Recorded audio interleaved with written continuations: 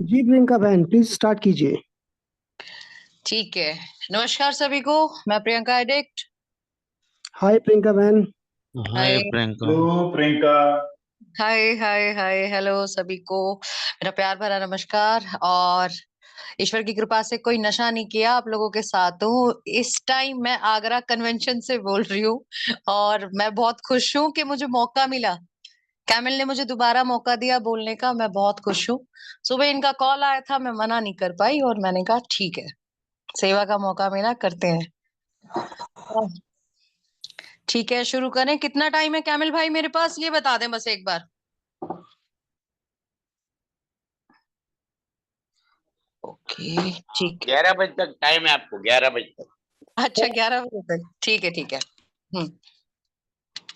पहले थोड़ा सा मैं अपना इंट्रोडक्शन दे देती हूँ। मैं प्रियंका हूँ, मैं दिल्ली से हूँ और मैं नार्कोटिक्स में 19 महीने कंप्लीट, नार्कोटिक्स जो हमारा, मैं एक नार्कोटिक्स में काम करती हूँ इंटरनेशनल ह्यूमन राइट्स में। उसके अलावा मेरे को नशा छोड़े हुए 19 महीने मैंने अभी इस 19 तारीख इस 9 तारीख को मैंने कंप्लीट किया है। बड़ी अच्छी लाइफ चल रही है यार, मेरी बहुत अच्छी लाइफ चल रही है। बहुत सारे चेंजेस आ गए हैं मेरी लाइफ में। और आज मेरी फैमिली मेरे को समझती भी है, मेरी बात सुनती भी है। और दूसरी बात, आज मुझे अपनी बात रखने का तरीका भी आता है, मुझे बात करने का तरीका भी आता है। और ये सिर्फ इस प्रोग्राम की बदौलत आता है, क्योंकि अगर मैं पहले वाली प्रियंका होती तो शायद मैं अपनी बात रख ही नहीं पाती। क्योंकि पहले तो सिर्फ नशा हमारी जिंदगी में था। नशा जो स्लो पॉइजन की तरह हमारी लाइफ में काम कर रहा था। पहले मजा और फिर सजा। ये शब्द सुनना तो बड़ा स्लोगन सा लगता है, लेकिन ये सच्चाई है। अगर इस स्लोगन्स पे हम थोड़ा तरीके से देखा जाए ना, फोकस करें, और इस चीज को वही इंसान समझ सकता है जिसने इस चीज को जिया होगा।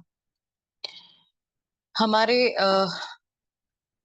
लाइफ में नशा ना पहले आता है एक गेट टुगेदर पार्टी की तरह। और वो पार्टी ऐसी होती है बड़ी सरप्राइजिंग, जैसे हम किसी नई पार्टी में गए और वहां हमें बड़ी नई डिशेस मिलती हैं सरप्राइज वाली, तो हम टेस्ट करने लग जाते। तो यार मैंने भी नशा ऐसे ही टेस्ट किया था अपनी लाइफ में। मुझे नहीं पता था वो नशा मेरी लाइफ में अटक जाएगा। अटका अटका और ऐसा अटका कि मेरी लाइफ का पैरालाइज मोमेंट आ गया। उसके बाद सेंटर देख लिया, सेंटर में मुझे एनए का मैसेज मिला। प्रोग्राम को समझने की कोशिश करी, समझ आया कि ये तो मुझे जीने के लिए एक नया रास्ता मिला है। और भगवान ने तो मुझे सिर्फ एक बार जन्म दिया था, जो कि मैं अपनी लाइफ को खत्म करने वाली थी। मुझे नहीं पता था कि मेरी लाइफ का क्या टर्निंग पॉइंट होएगा, मैं किस मोड़ तक और कहाँ तक जाऊंगी, मुझे नहीं पता था।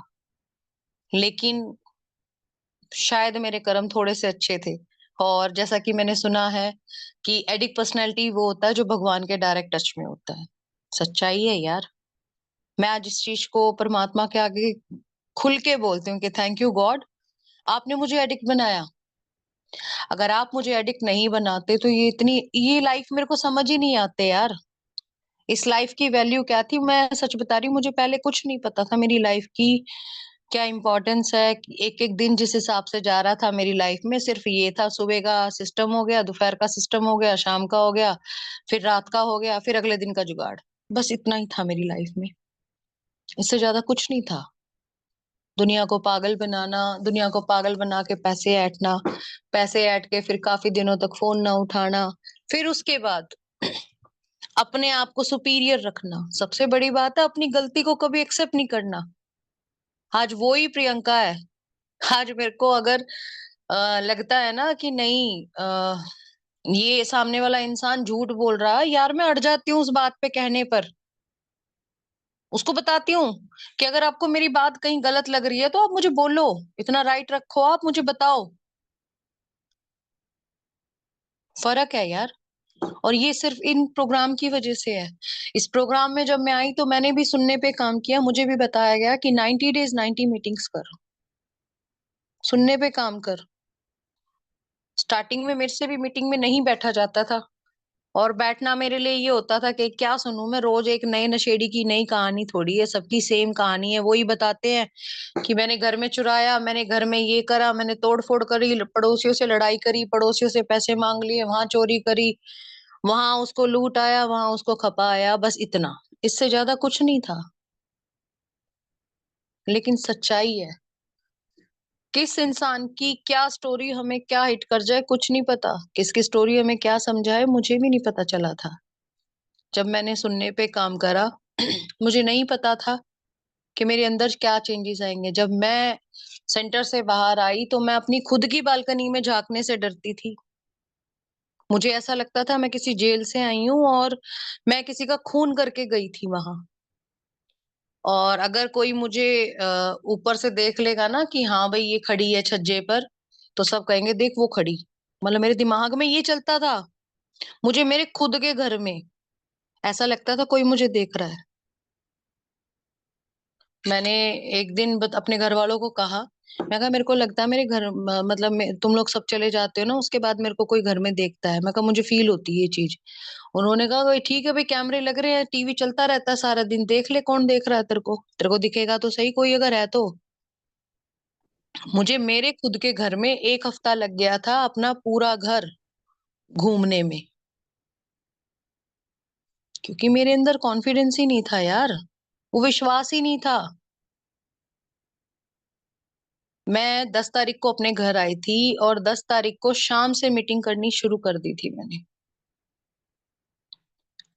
और जब मैंने मीटिंग स्टार्ट करी तो जब मैंने पहली बार एक एनए मेंबर को कॉल किया, उसको मैंने पूछा कि मुझे आप है ना ऑनलाइन मीटिंग्स के नंबर दे दो और मुझे ये बता दे कहाँ कहाँ होती है मीटिंग। उन्होंने कहा कि यहाँ यहाँ मीटिंग होती है और आप ऐसे, तो पीछे से मेरे घर वाले बोलते कहते इन लोगों से ये भी पूछ लेना, टिकट तो नहीं लगती, पैसे तो नहीं लेते ये मीटिंग के। तो मैंने कहा अच्छा ठीक है, मैंने ये चीज भी पूछी। और जब आज मैं उन मेंबरों से मिलती हूँ तो हंसते हैं, कहते प्रियंका तेरे साथ नहीं था ये, हमारे साथ भी हुआ था, हम भी पूछते थे कि भाई पैसे तो नहीं लगते, टिकट तो नहीं लगती। सच्चाई है यार, ये इस प्रोग्राम की ये सच्चाई है। मेरे को सिर्फ इतना समझाया था कि तेरे को नशा छोड़ने के लिए सिर्फ 3 चीज चाहिए, तेरी अपनी ईमानदारी, तुझे किसी को बताने की जरूरत नहीं है कि तूने नशा किया है या नहीं किया है। दुनिया में ऐसा कोई सर्टिफिकेट, ऐसा कोई मेडल बना ही नहीं है जो किसी को हम यकीन दिला पाए कि आप अच्छे हो और आप बुरे हो। ऐसा कोई भी सर्टिफिकेट नहीं है।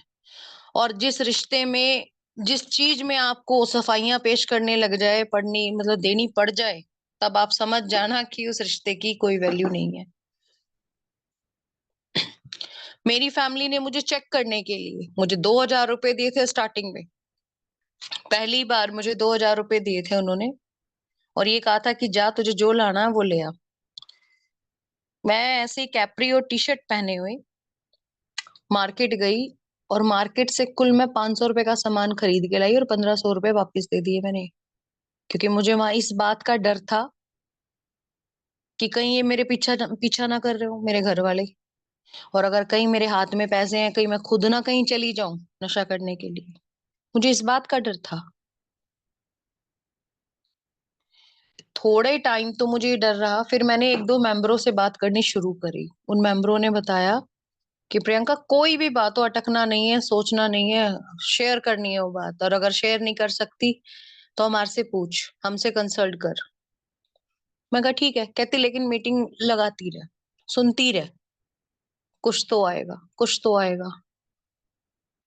यार जब मीटिंग करते करते मुझे 1 महीना हो गया, मीटिंग होने के बाद मेरे साथ ये सिचुएशन आई कि मेरे दिमाग की बत्ती जली थोड़ी सी। तो मैंने सोचा थोड़ा सा कुछ काम किया जाए, मेरा टाइम पास नहीं हो रहा था। मैंने एक ऑनलाइन काम स्टार्ट करने की कोशिश करी और उसके लिए मैं कुछ पैम्पलेट वगैरह छपवाने के लिए गई। और जब मैं गई तो मेरे आस पड़ोस की फीमेल्स कुछ उल्टी सीधी हरकतें करने लगी, बोलने लगी कि भाई ये आ गई नशेड़न, ये वो करके इस टाइप से उन्होंने मुझे टोन कसी। मुझे गुस्सा आया।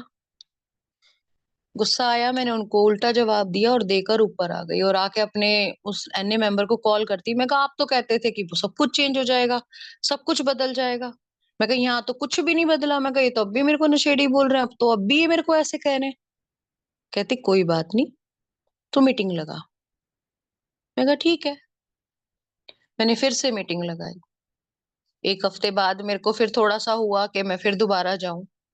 मैं दोबारा गई, कार्ड छपवाने गई और जाके मैंने जैसे मैं गली के बाहर निकली तो वो जो आंटी उन तीनों आंटियों के बीच में बैठी थी, वो मुझे फिर मिलती है और वो मुझे देख के मुझे बोलती है, "बेटा सॉरी हमारे से गल हमारे से गलती हो गई और हमें नहीं बोलना चाहिए था।"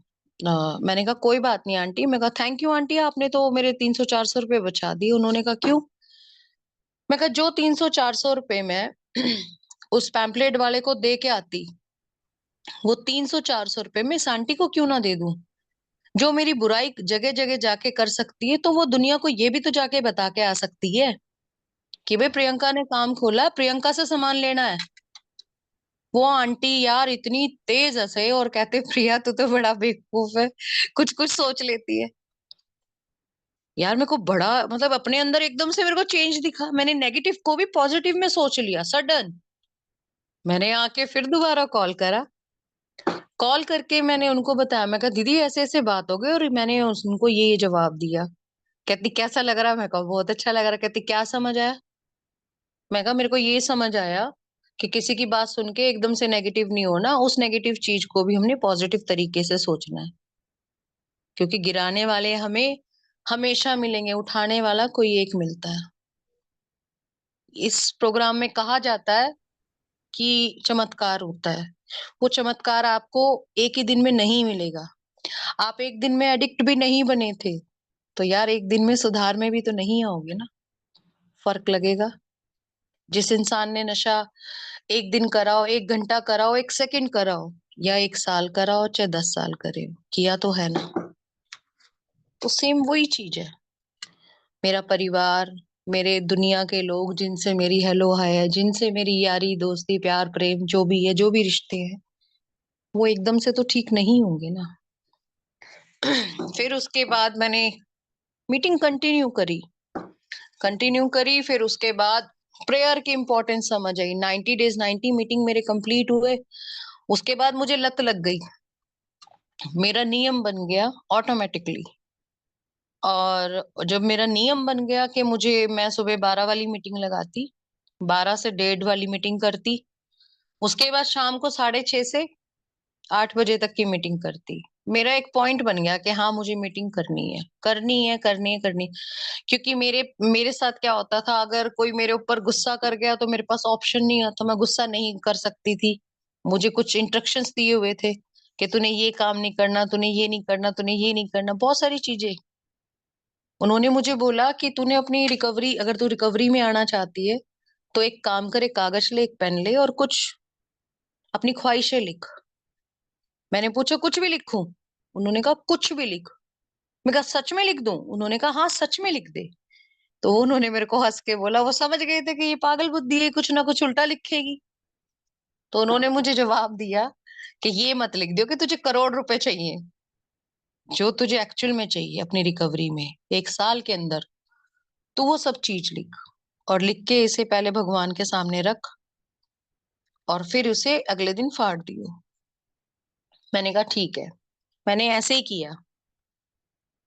सबसे पहले मैंने उस रिकवरी लिस्ट में लिखा था कि भगवान मेरा काम धंधा सेट हो जाना चाहिए, मैं फ्री नहीं रह सकती हूँ।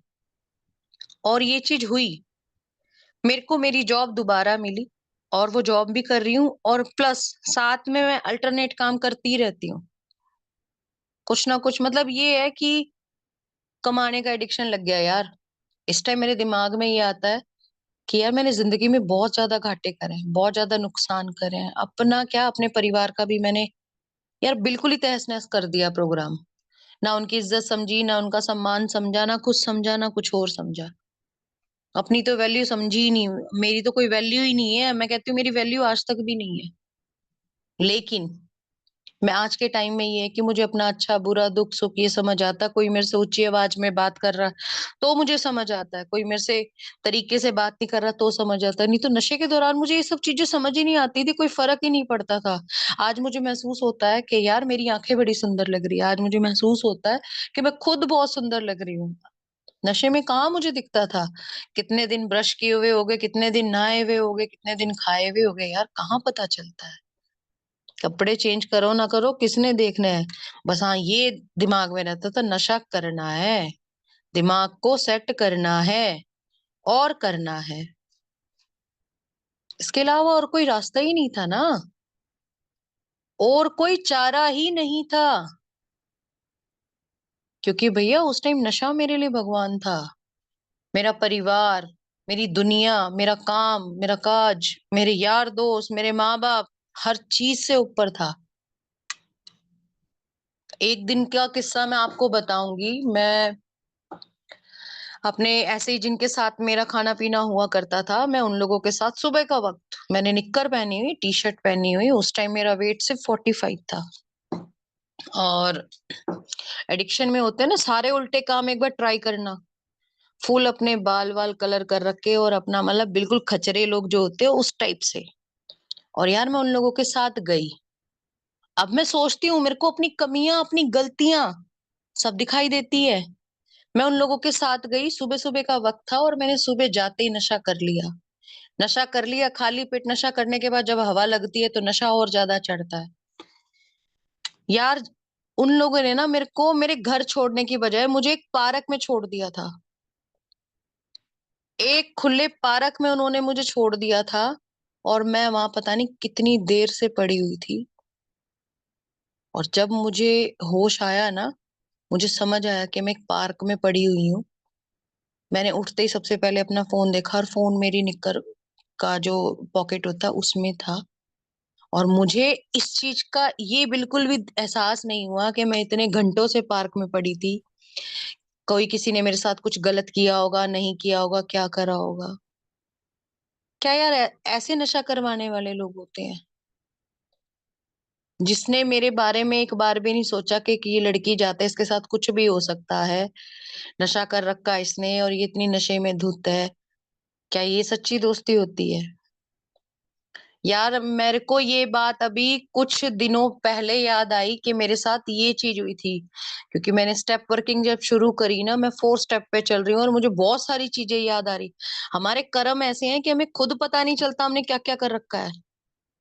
अब जब मुझे धीरे धीरे ये चीजें याद आ रही है ना, उस दिन मैं उस पार्क के पास से निकली तो मेरे को जैसे वो कुछ अचानक से डेजा वू वाली फीलिंग आती है ना कि हाँ यार मैं यहाँ से निकली हुई हूँ, यहाँ मैं कभी आई थी। वो चीज मुझे सडन याद आया कि मेरे साथ यार यहाँ ये हुआ था और मैं ऐसे घर गई थी।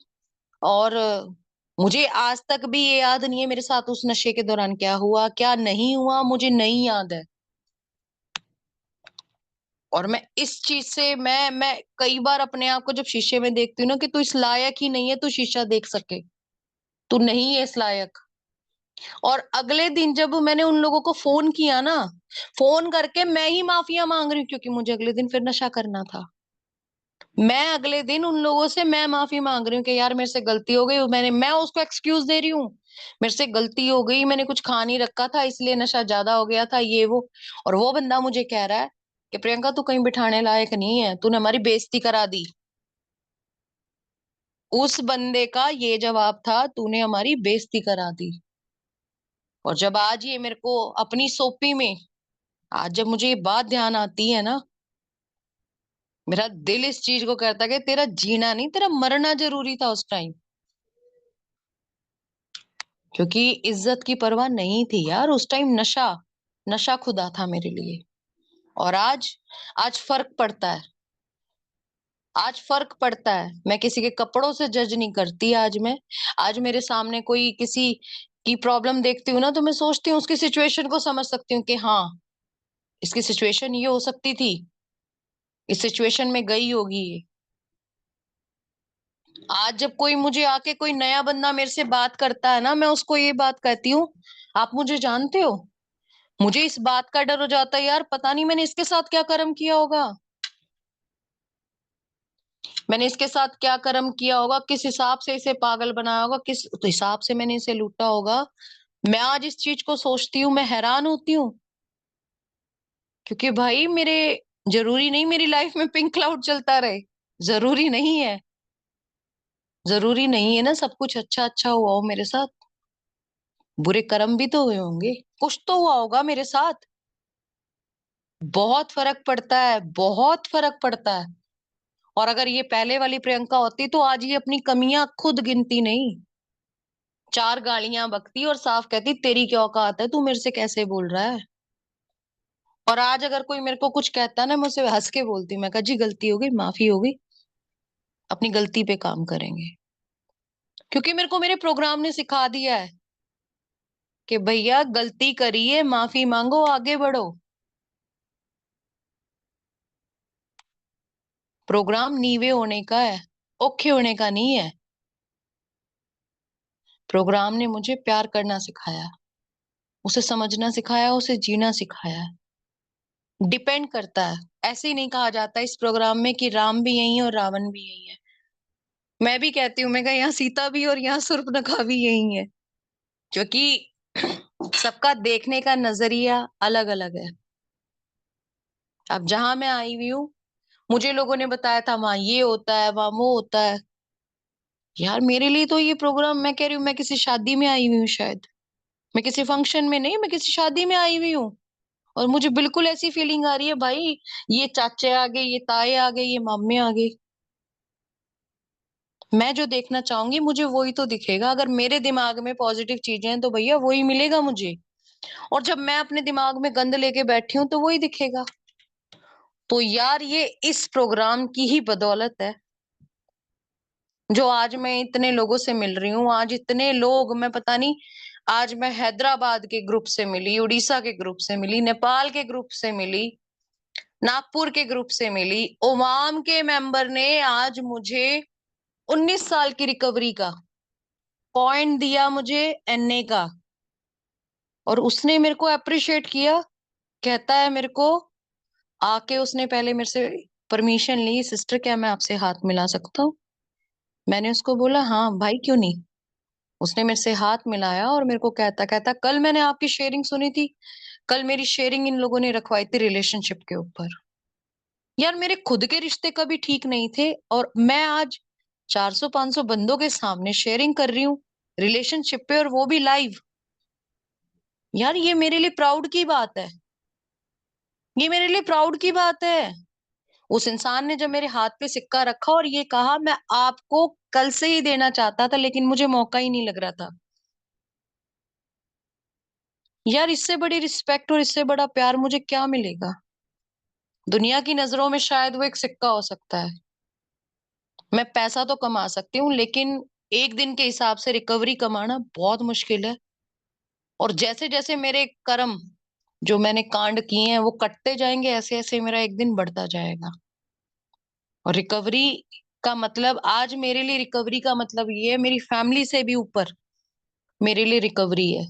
मैं जब यहाँ आ रही थी कन्वेंशन में, तो मेरी फैमिली ने मेरे को आने से पहले मुझे कहा ठीक तो हो गई तू, क्या जरूरत है तेरे को जाने की उन नशेड़ियों के बीच में। अब मैं उनको कैसे समझाऊं कि जो बातें तुम लोगों से नहीं कर सकती मैं उन नशेड़ियों के साथ ही कर सकती हूँ। मुझे आज एक कॉमन पर्सनैलिटी समझ नहीं आती है। मुझे कॉमन पर्सनैलिटी में मुझे ये घिनाने लगती है उनसे जब मैं बात करती हूँ कि कि भाई ये 100 में से 90 बातें उसकी झूठी होगी, 10% ही सच होता है। मुझे वहां घबराहट फील होने लगती है क्योंकि मैं किसी को बदल नहीं सकती ना। जैसा कि हमारी प्रेयर कहती है कि हम सामने वाले को नहीं बदल सकते, हम सिर्फ अपने आप को बदल सकते हैं। सच्चाई है यार, मैं किसी को नहीं बदल सकती, मैं सिर्फ अपने आप को बदल सकती हूँ। आज मेरे पास मेरा प्रोग्राम है, प्रोग्राम ने मुझे जो जो चीज कही मैं उस चीज को फॉलो कर रही हूँ। प्रोग्राम ने कहा कि अगर आपको कहीं ऐसा लग रहा है कि नशे में ही आप वहां फंस चुके हो और नशे के दौरान आप निकल नहीं पा रहे हो, तो उस दौरान आप मेंबर से बात करो। अगर आपको लगता है कि आप ऐसी जगह जा रहे हो तो आप मेंबर के साथ जाओ। और अगर आपको लगता है कि भाई आप वहां लड़ाई झगड़ा है किसी फैमिली से, किसी बात पे आपकी चिक चिक हो रही है, तो उसके लिए भी मेरे पास टूल्स हैं ये। तो यार उन टूल्स को अप्लाई करती हूँ।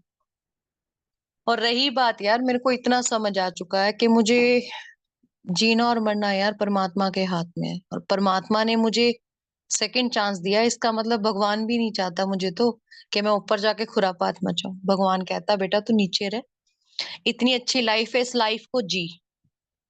तो यार आज से पहले जो मैंने जो नशे में जी है ना लाइफ, उससे पहले जो मैंने लाइफ जी है वो मेरे लिए कुछ भी नहीं है, वो वेस्टेज थी। और जो आज मैं जी रही हूँ 19 महीने 3 दिन के हिसाब से, वो एक्चुअल में मेरी लाइफ है। मैं एक किस्सा और शेयर करूंगी आपको।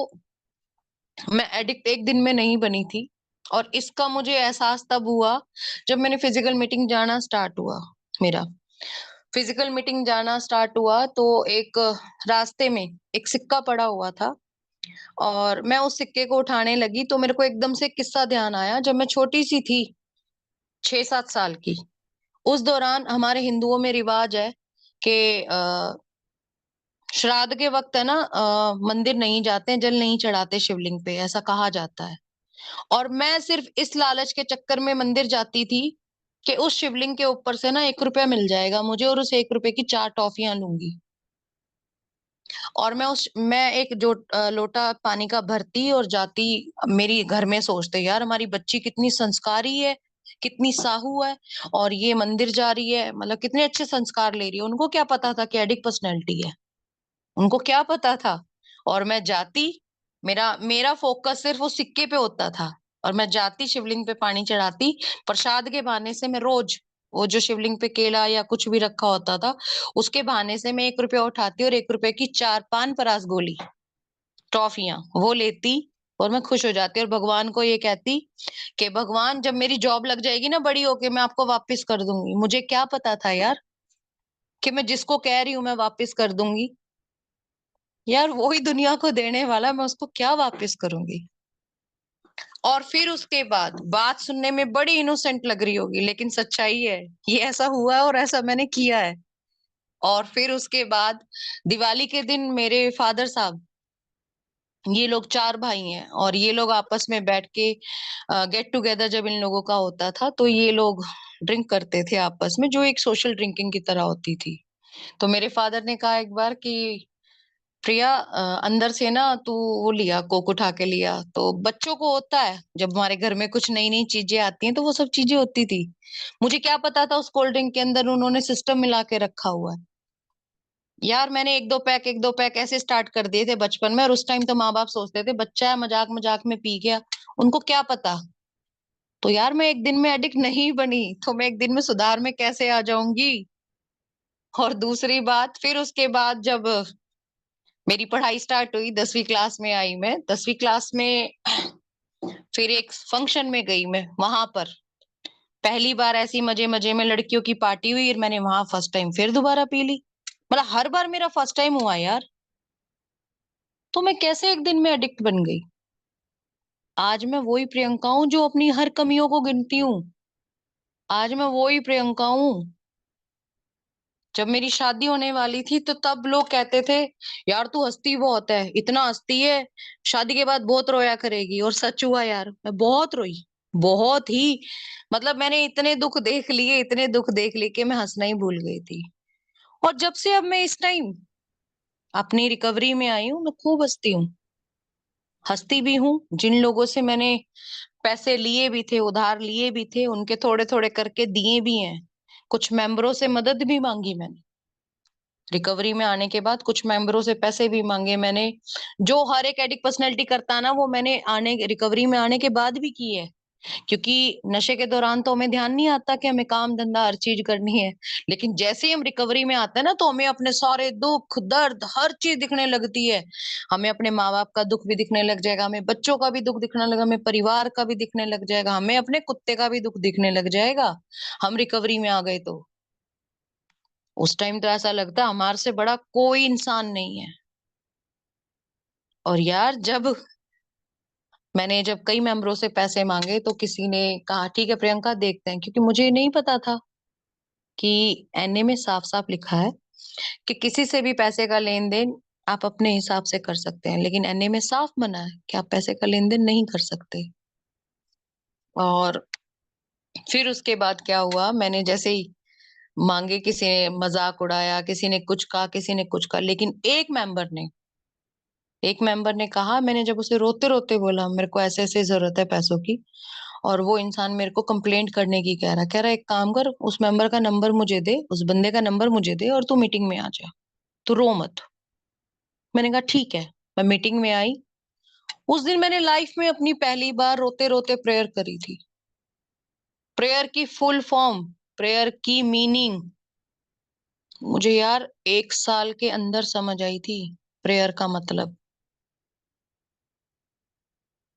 तो बेटा तुम अगर प्रोग्राम को लाइटली लोगे ना, प्रोग्राम के साथ तुम मजाक करोगे, तो प्रोग्राम भी बहुत तगड़ा मजाक करता है। ये चीज मैंने देखा है यार। तो इसलिए ये मत सोचो हम गुरु बन गए। मैं तो ये सोचती हूँ मैं आज ही आई हूँ, मैं आज ही पैदा हुई हूँ, और आज के हिसाब से ही जी रही हूँ। बस यार, जितना मेरे को लगता था मुझे बोलना चाहिए था, मैंने बोला। और मेरी अगर कोई बात बुरी लगी हो तो उसके लिए सॉरी, मुझे माफ करना। और मुझे बोलने का मौका दिया, बहुत बहुत शुक्रिया। और जितने मेंबर्स मुझे सुन रहे हैं उसके लिए भी बहुत बहुत धन्यवाद। Thank you so much. शुक्रिया कैमल।